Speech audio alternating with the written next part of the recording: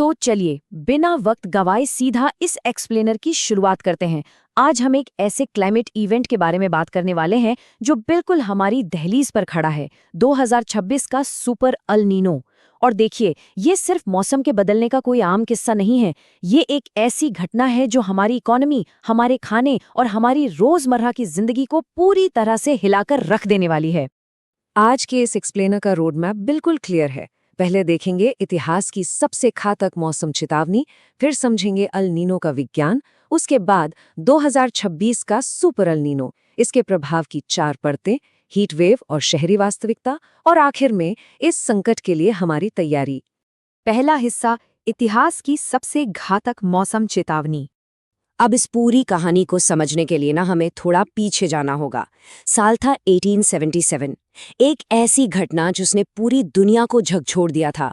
सिर्फ British India की Madras presidency में ही लगभग 2 करोड़ लोगों की जान चली गई थी इस भयानक अकाल से। 2 करोड़! और बात सिर्फ यहीं तक सीमित नहीं थी। इस एक नेचुरल इवेंट ने चीन में 2 से 3 करोड़, ब्राजील में 20 लाख और अफ्रीका में लाखों लोगों की जान ले ली थी। अमेरिका में तो सर्दियां ही गायब हो गई थी। मतलब ये कोई युद्ध या बीमारी नहीं थी, बल्कि मौसम का एक बहुत बहुत बड़ा उलटफेर था।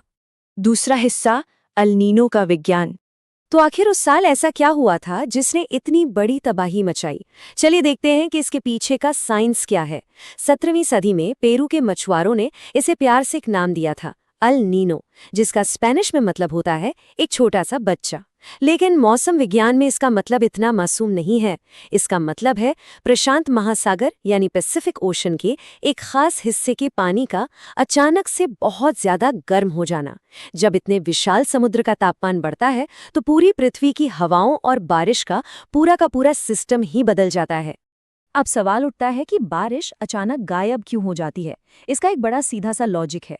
नॉर्मल कंडीशन में बहुत तेज हवाएं गर्म पानी को ऑस्ट्रेलिया और एशिया की तरफ धकेलती हैं, जिससे यहाँ अच्छी बारिश होती है। पर जब अल नीनो आता है तो ये हवाएं कमजोर पड़ जाती हैं। गर्म पानी अपनी जगह से हिलता ही नहीं। नतीजा, जो बारिश इंडिया या ऑस्ट्रेलिया में होनी चाहिए थी वो समुद्र के बीचों बीच हो जाती है और हमारे सब कॉन्टिनेंट पूरी तरह से सूखे की चपेट में आ जाता है।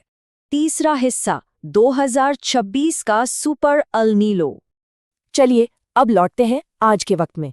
यूरोप की ECMWF और अमेरिका की NAOA जैसी बड़ी वेदर एजेंसीज ने एक बहुत बड़ी चेतावनी दी है कि 2026 में एक मेगा या सुपर अल नीनो आने वाला है। और सबसे टेंशन वाली बात पता है क्या है? इसका पीक टाइम ठीक वही होगा जब इंडिया में मॉनसून का वक्त होता है। इस सिचुएशन को एक छोटे से एग्जाम्पल से समझते हैं। क्लाइमेट चेंज की वजह से हमारी धरती का तापमान पहले से ही बढ़ा हुआ है। अब इस पहले से गर्म धरती पर जब अल नीनो आएगा तो वो बिल्कुल वैसा ही असर करेगा जैसे 40 डिग्री सेल्सियस वाले गर्म कमरे में किसी ने हीटर चालू कर दिया हो। ये दोनों का कॉम्बिनेशन एक बेहद खतरनाक मिक्स है। और ये स्लाइड बिल्कुल वही दिखाती है। सिचुएशन कितनी सीरियस है इसका अंदाजा इस बात से लगाइए कि प्री इंडस्ट्रियल टाइम के मुकाबले धरती पहले ही 1.4 डिग्री सेल्सियस गर्म हो चुकी है। अब ये सुपर अल नीनो इसमें 1.5 डिग्री और जोड़ देगा। टोटल मिलाकर हुआ 2.9 डिग्री सेल्सियस की वृद्धि, एक ऐसी टेम्परेचर ग्रोथ जो मानव इतिहास में आज तक कभी नहीं देखी गई। चौथा हिस्सा, प्रभाव की 4 परतें। ये तो हो गई मौसम की बात, लेकिन जमीन पर, हमारी जिंदगी पर इसका क्या असर होगा? इस आने वाले क्लाइमेट क्राइसिस के सोशियो इकोनॉमिक प्रभाव 4 लेयर्स में दिखाई देंगे, बिल्कुल एक डोमिनो इफेक्ट की तरह। सबसे पहले मानसून कमजोर पड़ेगा, जिससे बारिश नॉर्मल से 92% तक कम होने का अनुमान है। बारिश कम होने से एग्रीकल्चरल क्राइसिस आएगा, फसलें बर्बाद होंगी। इसके साथ ही आएंगी ऐसी भयंकर हीट वेव जो 2024 की गर्मी के सारे रिकॉर्ड तोड़ देंगी। और जाहिर सी बात है, जब फसल कम होगी तो फूड इन्फ्लेशन यानी महंगाई आएगी। ग्लोबल लेवल पर खाने की कीमतें 9% तक बढ़ सकती हैं, यानी समुद्र के मौसम का असर सीधा हमारी रसोई के बजट पर पड़ने वाला है। एग्रीकल्चर सेक्टर कितना वल्नरेबल है ये समझना बहुत जरूरी है। हमारे देश की लगभग 51% खेती आज भी पूरी तरह से मानसून पर ही डिपेंड करती है। अगर बारिश नहीं हुई तो आधे से ज्यादा कृषि क्षेत्र सीधे तौर पर संकट में आ जाता है और इसका जो इकोनॉमिक इम्पैक्ट होता है ना, वो वाकई तबाह करने वाला होता है। 5वां हिस्सा, हीट वेव और शहरी वास्तविकता। अब ग्लोबल लेवल से निकलकर थोड़ा अपने आसपास के शहरों पर आते हैं, जहां ये क्राइसिस एक अलग ही लेवल पर महसूस होता है। इस स्लाइड में सबसे डेंजर और ध्यान देने वाली बात दिन की गर्मी नहीं बल्कि रात की गर्मी है।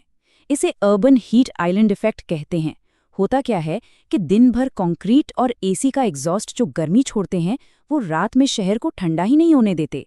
रात के तापमान में 4.4 डिग्री की वृद्धि, इसका सीधा सा मतलब है कि हमारी बॉडी गर्मी से रिकवर ही नहीं कर पाती। और देखिए, ये सिर्फ पसीने और गर्मी बर्दाश्त करने की बात नहीं है, ये रोजगार का सवाल है।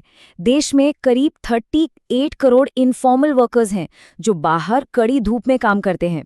तापमान में सिर्फ 1 डिग्री सेल्सियस बढ़ने से इनकी रोज की कमाई 14% तक गिर जाती है। क्यों? क्योंकि उन्हें बार बार आराम करना पड़ता है, पानी, ओआरएस और दवाइयों पर पैसे खर्च करने पड़ते हैं। एक्सट्रीम हीट वेव के दिनों में तो ये नुकसान 40% तक चला जाता है। ये एक बहुत बड़ी आर्थिक चोट है। अब इस डेटा को देखिए। यहाँ गवर्नमेंट और इंडिपेंडेंट डेटा के बीच एक बहुत बड़ा फासला दिखता है।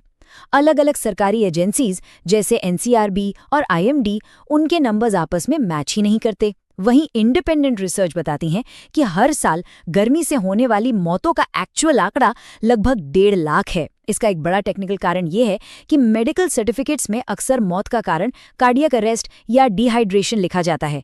उसकी रूट कॉज यानी हीट वेव को रजिस्टर ही नहीं किया जाता।